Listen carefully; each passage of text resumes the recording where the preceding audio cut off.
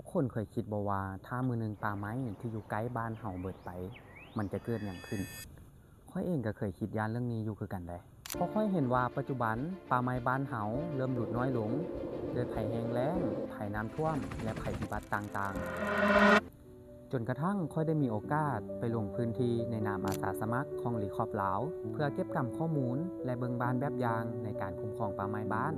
อยู่ที่บ้านพลสูงเมืองวังเวียงแขวงเวียงจันทน์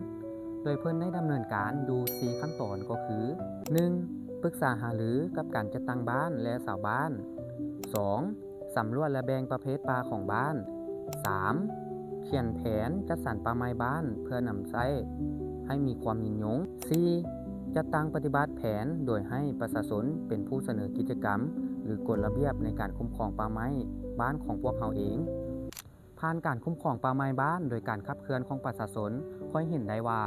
ป่าไม้สัตว์ป่าและแม่น้ำลำเสมีความอุดมสมบูรณ์และยืนยงเพราะฉะนั้นการคุ้มครองป่าไม้บ้านบ่แม่นหน้าที่ของผู้ใดผู้หนึ่งแต่มันแม่นหน้าที่ของพวกเราทุกคนที่จะต้องพากันปกปักรักษาเพื่อลูกหลานของพวกเราในอนาคต